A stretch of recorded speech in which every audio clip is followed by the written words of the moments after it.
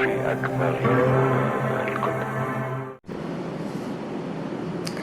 friends, welcome to my physics class. So my dear friends, in this time when you are watching my video, are you sitting somewhere or traveling? Isn't it astonishing if I tell you that actually while lying on your bed, you are traveling somewhere continuously? Now have you asked how? Let me give the answer in few minutes. Before starting the video, please do subscribe my channel and click the bell icon. Now have you ever heard the term frame of reference? Now what is a frame of reference? Suppose you choose a point P. Okay? Now how you define the point? You must need a frame that is either XYZ or anything else that determine the point according to its coordinate, right? Now if the point is not changing its position with respect to time, that means we could say that the point is at rest. Okay, and if suppose the point starts from that point P and it ended up to a point that is Q whose coordinate is suppose X prime, Y prime and Z prime, then we could say that with respect to time the coordinates are changing of the particle, right? Now in this one-dimensional motion we consider a particle of a larger mass as a point particle. So we just change the larger mass into a point mass and then we calculate the motion of the particle. If you say the definition in physics or astronomy, a frame of reference is an abstract coordinate system whose origin, orientation and scale are specified by a set of reference points, that is geometric points whose position is identified both mathematically and physically. Now let's consider you are traveling somewhere by train and suppose you realize that your co-passenger sitting next to you bidding a warm goodbye to her friend who is standing in the station. That means when you and your co-passenger who is standing or sitting on a train, okay, and the train is at the platform and in the platform also your co-passenger have a friend, right? Now when the train start moving with respect to the friend of your co-passenger, you and your co-passenger start moving. Okay, so let's say at time t equal to 0 you are at this position, but suppose at time t equal to t1 both of you came to this position because the train starts moving, right? That means you change your position, that means you are in motion, right? But now consider both of you, right? You and your co-passenger does not change their position with respect to time even if the train is moving, because both of you are sitting on a same train, right? That means both of you are at rest with respect to each other. So if you consider train as a frame of reference, both of you looking at each other are at rest. But if you are looking at the friend of your co-passenger, then according to her you are changing your position with respect to time. That means according to her you are in motion. So if you change the distance with respect to time, that means you cover a distance, right? But if you change the distance with respect to time and also a direction is involved in this, that means you cover a displacement. So we could say that if there is a distance has only magnitude, so distance is a scalar quantity and displacement which takes magnitude as well as direction in displacement is a vector quantity. Okay. Now ask one more question from yourself. What if you travel a certain distance and come back to the initial point? Suppose I is the initial point. You travel a certain distance, suppose from I to J, and again you come back from J to I. Okay, so in terms of distance, yes, you covered a distance, that is the distance between I and J, and again from J to I, whatever be the meter you travel, that is the distance you travel. But if you consider displacement, then with respect to the initial point, if you consider the direction, it becomes 0, because you travel at a initial, you came back at your initial point. Okay, so in this case the displacement becomes 0. Now tell me, have you ever visited Darjeeling and enjoyed a toy train ride?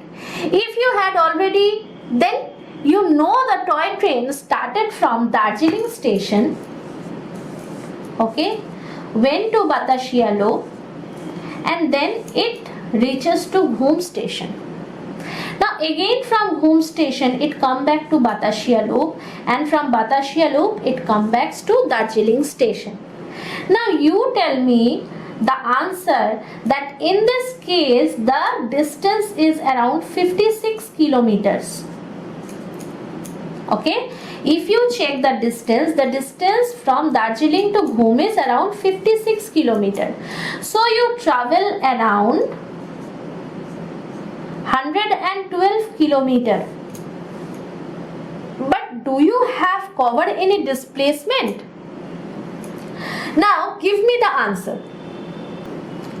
Now if you visited Darjeeling, you observe one more very interesting thing, that in the road there is the train line through which the toy train are passing.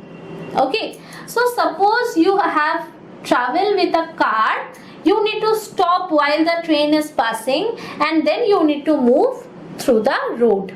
Okay, so just tell me that when the train is moving from this point to this point, does it change its direction?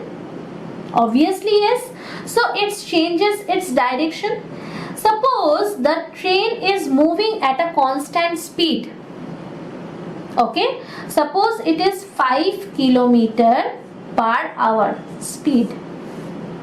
Okay, so if it is 5 kilometer per hour speed, the direction always changes. You can't say that this is speed, but you should say this one is velocity, because the direction is involved in this situation. So when you have speed means you have speed equal to distance by time. But if you have velocity, then it is displacement by time. Now if you see the unit of both of them has unit meter per second in SI system. In CGS system it is centimeter per second in CGS system. Okay. Now consider one more example. Suppose you are traveling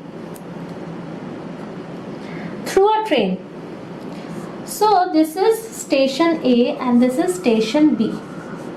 Okay, and the train is traveling, right? So at station A the velocity of the train is 0, because at station A the train start moving, right? Now at station B also the velocity becomes 0, because at station B it need to stop to get the passengers inside the train. So from station A it first start increasing its velocity. So velocity increases. Okay, it becomes maximum between these two. The velocity becomes V max, that is maximum velocity. Okay, again when it reaches maximum velocity, again it start decreasing because it need to stop at station B. So when the velocity increases, that means when the velocity is increasing with respect to time, so positive velocity with respect to time, then it is called acceleration. And when you decreases the velocity, that means negative velocity with respect to time, that means you have negative acceleration, that means you have actually retardation. So when velocity increases with respect to time, you have acceleration, but when velocity decreases with respect to time, you have retardation. Now, if you understood the velocity very clearly, then you observe that velocity has two parameters. First is magnitude and second is direction. Okay, so velocity has two parameters, that is magnitude and direction. Now, if both of them does not change, then the motion is known as uniform motion. But if magnitude or direction changes, or both of them are changing in the motion, then the motion is known as non-uniform motion. So suppose a body or a particle is having a velocity that is 5 meter per second. Okay, it goes to 6 meter per second, then 7 meter per second, etc., etc. Okay, that means it is changing its magnitude. And if in this scenario the direction does not changes,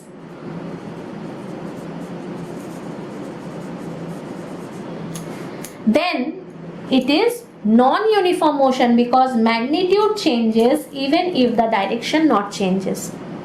Now magnitude changes, direction also changes, then it is non-uniform motion, right? Now if magnitude is uniform, that is 5 meter per second, again after some time it again is 5 meter per second, it does not change actually, but the direction changes.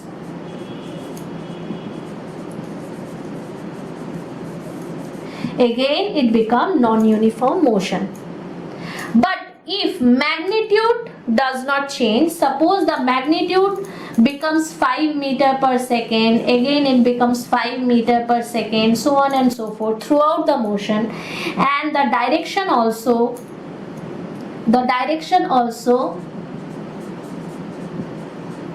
does not change,